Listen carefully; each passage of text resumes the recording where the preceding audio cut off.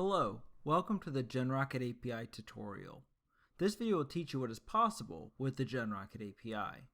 The GenRocket Runtime Application Interface, API, allows programmers to access the GenRocket runtime to directly run or modify scenarios from their own programs. To use the GenRocket API, you need to have the GenRocket runtime and the scenarios you are modifying on your local machine.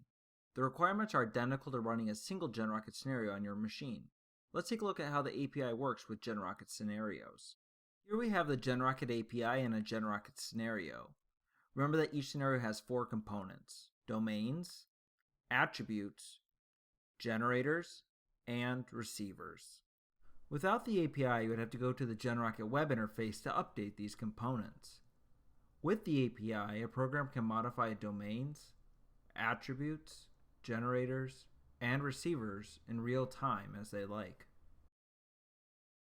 Not only can you modify these components, you can also add new components in real time to meet your test needs. You can also remove them if your test requires it.